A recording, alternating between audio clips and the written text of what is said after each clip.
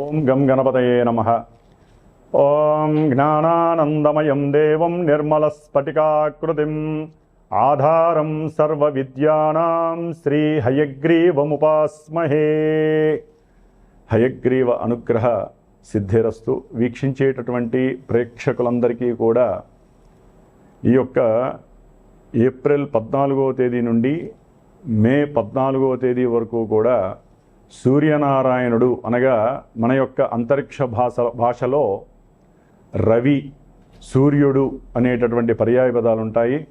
కాబట్టి ఈ సూర్య భగవానుడు మీనరాశిలో నుంచి మేషరాశిలోకి తన యొక్క ప్రవేశాన్ని కావిస్తూ ఉచ్చస్థితాన్ని కలిగినటువంటి 10 డిగ్రీల వరకు కూడా ఈ సూర్య భగవానుడు ఉచ్చస్థితిని కలిగి ఉంటాడు. కాబట్టి ఎంతోమంది రాసుల వారికి అట్లాగే సూర్యగ్రహ నక్షత్రాలైనటువంటి కృత్తికా నక్షత్రము, ఉత్తరా నక్షత్రము, ఉత్తరాషాఢ నక్షత్రము, అట్లాగే సింహరాశి, కొంతమంది రాసుల వారికి అట్లాగే ఈ నక్షత్రాల వారికి కూడా చాలా చక్కటి ఆరోగ్యము, అనుకున్న కార్య అభీష్టాలు, ఉన్నతమైనటువంటి ఉద్యోగ ప్రాప్తి కలగటానికి అవకాశం లభిస్తుంది. ముఖ్యంగా ఎవరైతే ప్రభుత్వ ఉద్యోగపరంగా ఎన్నో ఎగ్జామ్స్ రాసి ఎన్నోసార్లు ప్రభుత్వ ఉద్యోగాలకు సంబంధించినటువంటి పరీక్షలు రాసి ఉన్నారో వారందరికీ కూడా చక్కటి ఉత్తీర్ణత శాతం కలిగి అట్లాగే ఉద్యోగ ప్రాప్తి కలగటానికి అవకాశాలు మెండుగా ఉన్నాయి. ముఖ్యంగా ఈ యొక్క నెలలో ఏప్రిల్ 14 నుంచి కూడా మే 14 వరకు గ్రహస్థితుల్ని కనుక పరిశీలించినట్లయితే ముఖ్యంగా మాసవారి మేష సంక్రమణం అంటే రవి ఒక రాశిలో నుంచి ఇంకొక రాశిలోకి ప్రవేశించినప్పుడు సంక్రమణం అంటారు. ఇది చాలా విశిష్టమైనటువంటిది. అటు పితృదేవతలకి చాలా పవిత్రమైనటువంటి రోజు ఈ సంక్రమణం.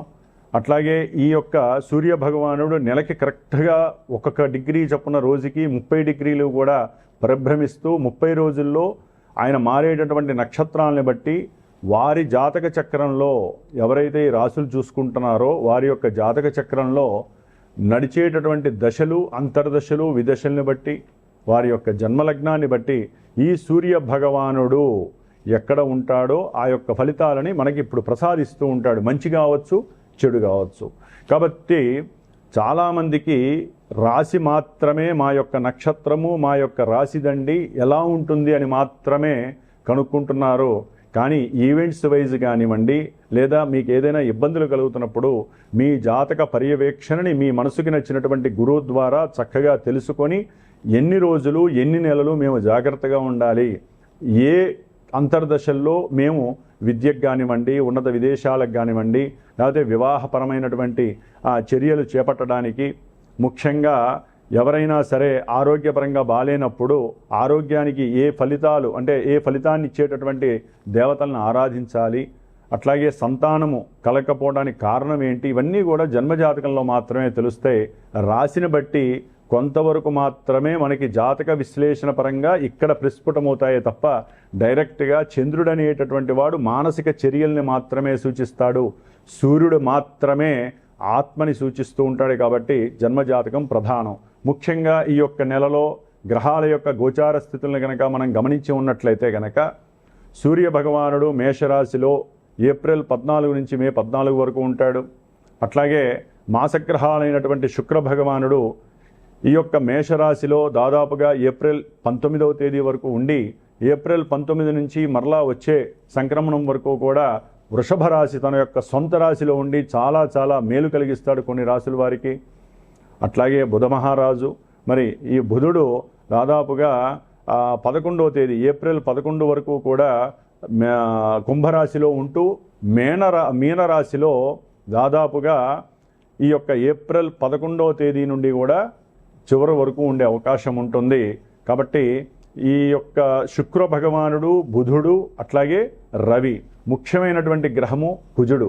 ఈయన శనితో కలిసి మే 10వ తేదీ వరకు కూడా మీనరాశిలోనే సంచారం చేస్తూ ఉంటాడు. కొంచెం కొన్ని రాశుల వారు మాత్రము కుజుడు శని ఆపరేటింగ్ అయ్యేటటువంటి రాశి మీనరాశి కాబట్టి కొన్ని రాశుల వారు జాగ్రత్తగా ఉండాలి. ఏదేమైనప్పటికీ కూడా ఎవరైనా సరే వారి యొక్క జాతక పర్యవేక్షణతో పాటుగా ఈ యొక్క గోచారాన్ని చూసుకున్నప్పుడు మరి ఏ దేవతల్ని ఆరాధించాలి అనేటటువంటి విషయాన్ని తమ యొక్క గురువుల్ని చక్కగా కనుక్కొని విశదీకరించుకొని ఆ యొక్క దేవతా నామాలను కానీ స్తోత్రాలను కానీ అర్చనలు కానీ పూజలు జపాలు హోమాదులు చేయించుకుంటే మాత్రమే వారి యొక్క కర్మ పరిపక్వత చెందుతుంది, అనుకున్న కార్యాలయందు ముందుకు వెళ్ళటానికి అవకాశం ఉంటుంది. కాబట్టి సర్వే జనా సుఖినో భవంతు అనేటటువంటి నామాన్ని అందరూ ఆచరించండి. గో రక్షతి రక్షిత, గోవుల్ని రక్షించండి.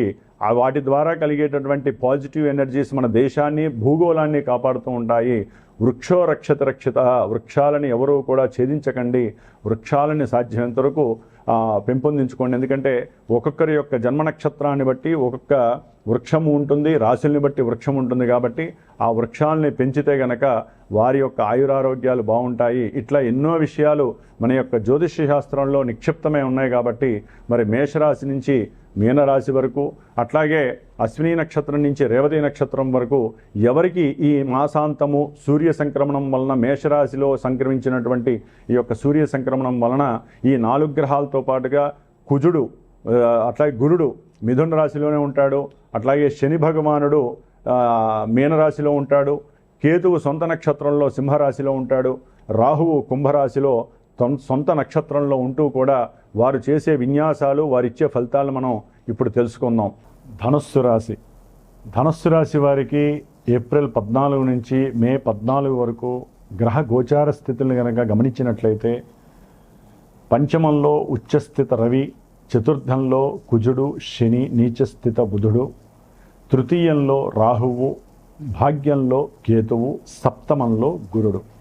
అట్లాగే ఈ నెల 19 వరకు కూడా పంచమంలో శుక్రుడు, 20వ తేదీ నుండి కూడా శుక్ర భగవానుడు 6వ స్థానంలోకి తన యొక్క స్వంత క్షేత్రంలోకి అడుగు పెడుతున్నాడు.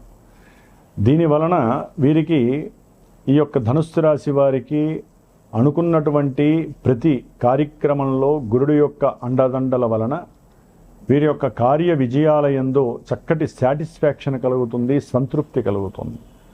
అట్లాగే వివాహ సంబంధిత విషయాలలో చక్కటి లాభము కలిగే అవకాశం ఉంటుంది, వ్యాపార విస్తరణ జరుగుతుంది, వ్యాపారంలో మంచి లాభాలు కలగడానికి అవకాశం ఉంటుంది. వీరు అనుకున్నటువంటి ప్రతి సంకల్పము కూడా విజయవంతంగా విజయకేతనం ఎగరవేసేటటువంటి పరిస్థితి గురుడితో పాటుగా రాహుకి కూడా ఉంది. అయితే వీరు చేయవలసిందల్లా ఒకటే, రాహువు గురుడు యొక్క యాక్సిస్ అనేటటువంటిది నవమ పంచకాలు అవటం ద్వారా ఓం నమో భగవతే రుద్రాయ అనే మంత్రాన్ని ఆచరించటము, లేదా శివునికి పరమశివునికి చక్కగా రుద్రాభిషేకం ఆచరించటం. చతుర్థంలో ఉన్నటువంటి కుజుడు, నీచస్థిత బుధుడు, శని అంటే భార్యాభర్తల యొక్క ఆరోగ్య విషయంలో కానీ, సంతానపరమైనటువంటి విషయాలలో కానీ, ఏదైనా పెట్టుబడులు పెట్టేటటువంటి విషయాలు, అది గృహపరంగా కావచ్చు, వ్యాపారపరంగా కావచ్చు, లేకపోతే ధనపరంగా ఏదైనా సరే, బంధువులకి ఏదైనా ధనము సహాయంగా అడిగినప్పుడు ఇచ్చే విషయాల్లో కొంచెం జాగ్రత్తలు వహించండి. ఆపసోపాలు పడి కష్టపడి నష్టపడ్డా మళ్ళీ అవి తిరిగి వచ్చే పరిస్థితి అయితే ఉండకపోవచ్చు ధనుస్సు రాశి వారికి. కాబట్టి ఇచ్చేటప్పుడే ఒక నిమిషం ఆలోచించండి, లేకపోతే 2-3 రోజులు ఆలోచించండి, లేకపోతే లెవ్వని కటాగండిగా చెప్పేసేయండి. ధనము మాత్రం సహకారం చేయకండి, తిరిగి రాదు. అది గృహపరంగానా వారి యొక్క విద్యాపరంగానా అనేది తర్వాత విషయం. అట్లాగే కొంతమంది విద్యార్థులకి ఇది చాలా చాలా కష్టతరమైనటువంటి పరిస్థితి, ఎందుకంటే ఎగ్జామ్స్ కూడా జరుగుతున్నాయి కదా. అట్లాగే వాహనాల పరంగా ప్రయాణం చేసేటటువంటి ఎవరికైనా సరే ధనుస్సు రాశి వారికి కొంచెం ఇబ్బందికరమైనటువంటి ప్రమాదాలు జరగడానికి అవకాశాలు ఉన్నాయి, జాగ్రత్త. దానివలన ఆర్థికంగా నష్టపోవడం కూడా జరుగుతోంది. ముఖ్యంగా ఎవరైనా సరే ప్రేమకి సంబంధించినటువంటి విషయాల యందు కనుక ఉన్నట్లయితే పెళ్లి చేసుకోవాలని వారికి కూడా కాస్త నెగిటివే కనిపిస్తోంది. కాబట్టి ఆ విషయాలలో కూడా వీరికి రాణింపు ఉండదు. ముఖ్యంగా ఏదైనా సరే ఉద్యోగ సంబంధిత విషయాలలో కంఫర్ట్నెస్ అనేటటువంటిది వీళ్ళకి తగ్గే అవకాశం ఉంటుంది. అసలు దేని మీద ఏ ఉద్యోగం చేయాలో తెలియదు, అసలు ఉద్యోగం ఉంటుందో ఉండదో తెలియదు. ఇట్లా లేకపోతే అసలు ఈ ఉద్యోగంలో ఉంచుతారా, వేరే దానికి ప్రమోట్ చేస్తారో తెలియదు. ఇట్లా కన్ఫ్యూజన్లో ఉండే పరిస్థితి కూడా ఉంటుంది. చేసేటటువంటి ప్రయాణాల మీద ఇష్టం ఉంటుంది కానీ తెలియని భయం కూడా రాహు కేతు ఇస్తూ ఉంటాడు. వీరు సంకల్పంతో, ఏదైతే ధైర్యంతో, సాహసంతో, విక్రమంతో, వీరికి ఉన్నటువంటి తెలివితేటలతో నేను ఈ పని చేస్తే జరుగుతుంది అనుకుంటే ధనము చక్కగా వస్తుంది. కొంతమంది గృహ కట్టడాలకి సంబంధించి కానీ, వాహనాలు కానీ, భూముల పరంగా కానీ, లావాదేవీలు చేసేటటువంటి వ్యాపారస్తులు కానీ, లేకపోతే మామూలు వాళ్ళు కానీ ఏదైనా చేయదలుచుకుంటే కనుక కొంచెం ఆలోచించి చేసుకోండి. ఈ 3 గ్రహాలకి జపశాంతి చేసుకోండి. అట్లాగే సూర్య భగవానుడు ఉచ్చస్థితిలో 5వ స్థానంలో ఉండడం ద్వారా పిల్లలకి సంబంధించినటువంటి భాగ్యపరమైన విషయాలలో కొన్ని జాగ్రత్తలు తీసుకోమనాలి. మీ యొక్క ఏకాగ్రత లెవెల్స్ కూడా పెరగడానికి అవకాశం ఉంటుంది. ఉద్యోగ వ్యవస్థలో కొంతమందికి ధనుస్సు రాశి వారికి ఉద్యోగం వస్తుంది అనుకుంటే అది పోయే అవకాశం ఉంటుంది. లేకపోతే ఉద్యోగంలో ఉన్నటువంటి వాళ్ళకి కొంత వెసులుబాటు కలగటానికి వీరికి తమకున్నటువంటి శక్తి, తెలివితేటల యొక్క శక్తి బాగా పనిచేయడానికి సూర్య భగవానుడు మంచి అవకాశాలను ఇస్తున్నాడు. అట్లాగే శుక్ర భగవానుడు ఎప్పుడైతే 20వ తారీఖు నుంచి 6లోకి వస్తాడో భార్యాభర్తల మధ్య ధనపరమైనటువంటి, కుటుంబ బంధువులపరమైనటువంటి విషయాల గురించి మాట్లాడుకొని సమస్యలు ఉధృతమవుతాయి. చివరికి వీరికి అనుకూలమైనటువంటి సంసార జీవితం కూడా కొనసాగే పరిస్థితి ఉండదు. కొంతమందికి ధనపరంగా, కొంతమందికి వీరు మాట దొరలటం ద్వారా, కొంతమందికి భార్యాభర్తలకి సరైనటువంటి నైపుణ్య శక్తి లేక, వారిద్దరి మధ్య సరైన అవగాహన లేక కోర్టులకి సంబంధించినటువంటి దోషాలు, వాటి పరంగా ధన నష్టం కలగడానికి అవకాశం ఉంటుంది. అప్పు చేసి గృహ ఉపకరణాలు కొనేటటువంటి పరిస్థితులు కూడా ధనుస్సు రాశి వారికి కనిపిస్తోంది. ఏదేమైనప్పటికీ గ్రహస్థితి కొంచెం ప్రతికూలంగా ఉంది.